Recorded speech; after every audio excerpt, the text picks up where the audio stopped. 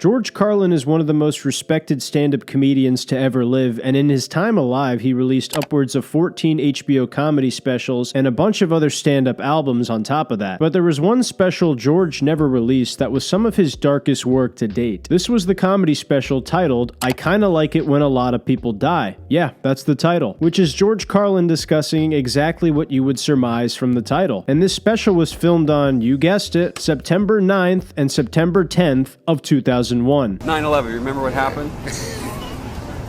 Now, I won't be playing any of the audio or video of George's posthumous special because the last time I tried showing short clips of George Carlin for context on a YouTube video, his estate threatened to sue me. So forgive me for not showing any footage because I do not want to give these dickheads a knife that they can and will stab me with given the opportunity. Before we hop into this special and the cultural significance surrounding it and why it was never released while George was alive, it's important to establish why George would do this and what led to such a dark and controversial comedy special. If you're not up to speed on who George Carlin was as a comedian, I'll recap it for you very briefly. George Carlin was a stand-up comic to some, and to others, he was a social commentator who had a progressive and anti-establishment bend to his sense of humor. Often hailed as not only one of the comedy goats, but also as a counterculture icon who trailblazed a path for young up-and-coming artists who wanted to do something different than what was seen as traditional or conventional during their era. For a long time, in the realm of comedy, George Carlin was very clean-cut and a bit of a straight arrow when he would do characters like the hippy-dippy weatherman. With George's commercial success and his academic approach to stand-up, he could have very well hosted The Tonight Show like Johnny Carson and been very successful at it. George has talked about how in the beginning he wanted to be like Danny Kaye, a middle-of-the-road, people-pleasing mainstream success all over TV. But when he became successful, he quickly realized that this path was not who he was deep down.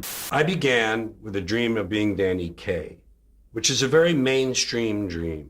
Meanwhile, what I really was an outlaw and a rebel because I had lived that kind of life. But I didn't know that about myself because this dream blinded me. This dream was about America, about the path that we all follow.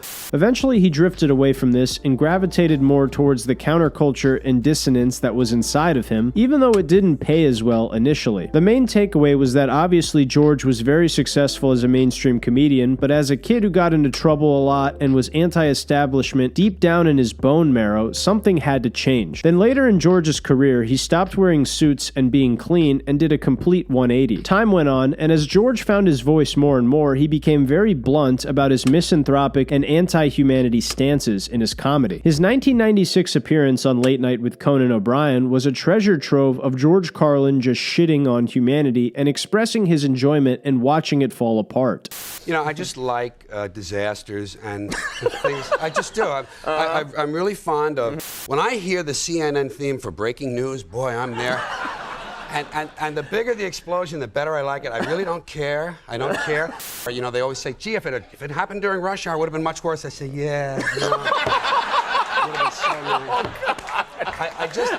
nice. I lost all faith in this species and in my nation's culture a long time ago. I got a divorce. And I needed it. I hear that'll do it, yeah. It's never going to work. If you think there's a solution, you're part of the problem. That's what I believe. Even though I'm not as cynical as George is, I can appreciate his view and the humor laced in this interview with Conan. Of the portion I showed you, George talks about his not-so-secret love for disasters and tragedies in the United States, and even flat-out teases the name of what would be his future comedy special when he says the phrase, "It's a little sick, I know that, but I do. I like it. When a lot of people die, it's fun." Now, George is clearly playing this angle up for the humor of it, but he later expresses that a lot of his embracement for this chaos and destruction is a recent development in his life. He even says that he got a divorce, implying that he completely withdrew his emotional stake in the outcome of humanity. I say all this to say that this 1996 interview with Carlin was one example of George's transformation into the counterculture voice that we all came to know and love. Other signs could be noted from his 1992 comedy special titled Jammin' in New York, or his 1999 special titled You Are All Disease. But I can't show any clips of that, or else I'll get ass raped in the court of law by George's estate. So just go watch the specials in your own own time if you want to see more of what I'm talking about. Then in 2000, George started developing a new hour that was deeper and darker than the last, about his love of tragedies, death, explosions, and terrorism, and much more. Fucking lovely, right? Then he starts touring around the country to tighten this new hour and make it as good as he can. But then, on September 9th, 2001, George taped I Kinda Like It When a Lot of People Die in Vegas, and again on the day after. Then just one day later, the unthinkable happens. You know, that tragedy? Remember 9/11? The one where all the stories came crashing down? 9/11. Horrible name for a tragedy, am I right? Reminds me of that airline company. 9/11 Airlines. Okay, that one's not even funny. But seriously, 9/11 happens, and even as misanthropic as George Carlin was at this point in his career, he decided to shelf this material because of how controversial it was right after America's most infamous terrorist attack. I actually found out about this story and was inspired to make the video from a clip of the Joe Rogan Experience with Anthony Jeselnik, where Joe and Anthony talk about George Carlin's 9/11 story and how he tossed the special. You know the story about his 9/11 story, right? Where he recorded a special called I Kinda Like It When a Lot of People Die. That was the name of the special. That's right. On like September 10th.